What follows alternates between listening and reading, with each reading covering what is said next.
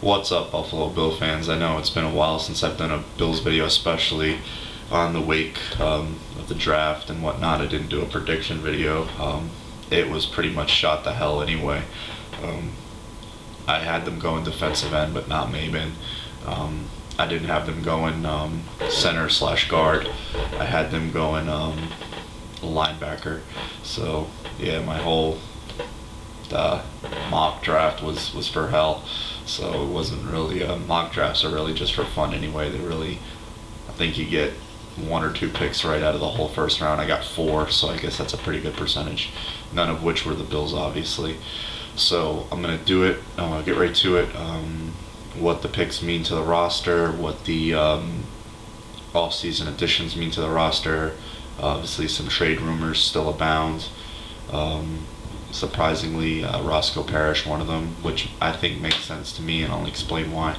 But overall, probably you guys thought my silence meant that I wasn't happy with the draft. I was actually quite happy with the draft. After seeing pick, especially the first day, even two picks into the second day, I was really pleased with everything they did. And I don't know if you guys watched the press conferences on BuffaloBills.com, and they were asked if they changed their philosophy, and they said no. But I personally, through this draft, think they did, especially going big early. It's just something Buffalo hasn't done in quite a while. Last lineman I can remember them picking that early was John McCargo, and that was I believe that was a Modrag, not a Modrag pick, but one of Donahoe's last drafts. At least I think so anyway. It might have been a Modrag. I think it was Levy's. Forgive me, but let's get right to it. I'm going to go offense, defense, what the picks mean to the each side of the ball. Obviously, the offensive line needed to be addressed in a bad way. You get ESPN and whatever mainstream sports media talking about got to replace Jason Peters, got to replace. You know what? This offensive line was below average with him. So if he was that special of a player and the offensive line consisted of one person, then okay, maybe you're losing. But it's not. And the guy did give up 11.5 sacks last season. They released Eric Dockery, who was dead weight, overpaid, and it was a group of a panel. They said, it was just an overrated offensive line, and it was. The center position was horrible. The guard rotation was bad. Whittle was their top backup inside. They shifted a guy like Chambers, who's not a guard, he's a tackle. I personally think he's too tall to be a guard. The idea of moving Brad Butler out to his real position of right tackle, I love that position. The guy's 6'7". It's hard to get a low center of gravity against a nose tackle in a 3-4 defense that's between 6'2", 6'4", being that tall. And that's why you saw most of Buffalo's line, especially in the middle, getting pushed back because they weren't stout enough, squat enough to get a low enough center of gravity to hold their ground. And the center position was abysmal. We all know that. And the line gets to, functionally gel through a whole off season. Nobody's taken it upon themselves to say, well, I'm above the team, I want my money, I'm not going to come to camp. And that's what was going to happen again. So I'm glad they shipped him out of town. Now this is a guy that they took, a chance on as an original free agent, built him up, coached him up. He had the ability, but, it's a business, obviously. But anyway, to the players who are here, the offensive line, I think, to a man, got a lot better. The Wood and Levitri picks were, just phenomenal picks. It's going to be interesting to see how the new middle of Buffalo's line works, but I like the idea of the blue collar, a hard-working grunt type of player, although very talented, both of them, but that physical demeanor and that mean mean streak that you want to see from your offensive lineman. You hear Wood say he likes to punish people on the field. You watch his videos on YouTube or whatever highlights they put up, and you see him drive blocking people to the ground. Even Levitri, to some extent, you see him doing the same thing. And you love that. You know, how it translates to NFL game, we'll wait and see, but it's definitely a good building point. And Hangartner as center definitely is probably an upgrade over Preston and Fowler. Those were, wow. I mean, did we or did we not long for the Kent Hull days, watching those two guys play center the last couple of years? And even Seth McKinney, who's going to be the main inside backup, I think it's a much better, much improved offensive line. And Buffalo kept its most consistent offensive lineman. Well, its two most consistent offensive linemen in Langston Walker and Brad Butler, who I thought it's been its most consistent offensive lineman overall the last 2 seasons. The tight end position, the first pick on day 2, it was you sitting there waiting, and Sean Nelson's name was up there from day 1 into round 2 as like Kuiper's top 10 available, McShay's top 10 available, and he's just still there. And then when he was there, when Buffalo picked him, I don't know about the rest of you, I'm just like, please Buffalo pick this guy, please Buffalo pick this guy. And when his name came up on Buffalo's pick, I was like, okay, if the draft ends right now, I'm happy. I am completely happy. I mean, you look at what Buffalo did last offseason. They needed a wide receiver. They drafted James Hardy. The success rate of rookie wide receivers is just not that high. And they had a 7th round wide receiver in a lot of ways outplay him in Steve Johnson.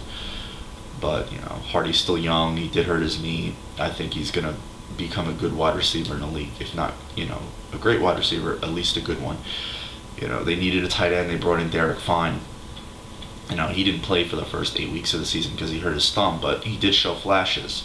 But here, you know, depending on who you talk to, Buffalo potentially got a top 2, and some people said the top receiving tight end in the entire draft was Sean Nelson with their first pick in the 4th round. That's tremendous value, and definitely what the offensive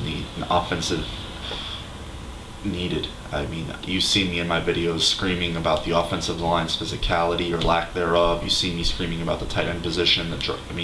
Royal with his proverbial drop or his proverbial untimely fumble, and you finally get a guy who can stretch the middle of the field, a tight end who runs a 4.5, basically a big wide receiver. You know, the tight end position has evolved, like I said, and it hurts a 3-4 defense because those linebackers have to run. Forgive me for that, but it's I as far as in Trent, I said get him a tight end, and hopefully with Fine's development coupled with Nelson, I definitely think they'll be seeing a lot of nice passes. As for the rest of the offense, the Roscoe Parrish trade thing didn't surprise me. He makes $4 million, but he's pretty much strictly a return guy. He got plenty of chances to try to catch passes last year with Josh Reed's injury. He's not a good wide receiver, not a good route runner, on the smaller side, but he's just not a fundamentally sound wide receiver.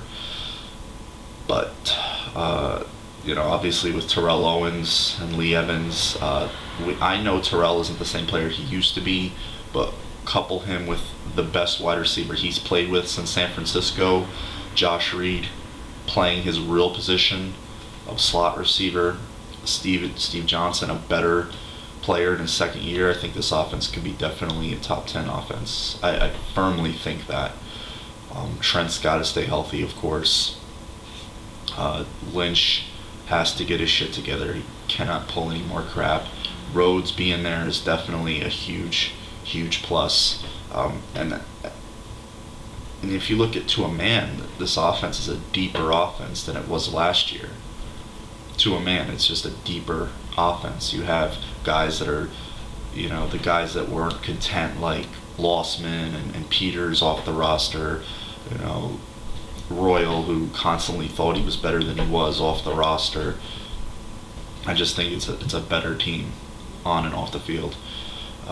Now going over to the defensive side, Maben, looking at the pick after he was taken, he definitely fits Buffalo's defense.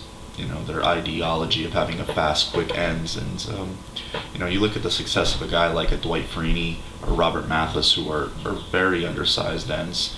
I think Maben still has a chance to fill out a little more between 10 to 15 pounds. You'll probably see him playing at 260, maybe a little above there, which is fine with me, as long as he keeps his speed. And he's a tremendously ripped guy. So I think if you got Schobel, you got Maben on passing downs, I believe Kelsey will still keep his roster spot. Denny is their best backup. I'm anxious to see how Chris Ellis has come along. Has he gotten better? Hopefully he can take some reps away from Kelsey, maybe even Denny, provide a little bit of pass rush. I think John McCargo is going to be, practicing for his job, competing for his job on the roster this offseason as far as the defensive line goes. They did bring in two or three undrafted free agents. They might sign a veteran. Now, onto linebacker.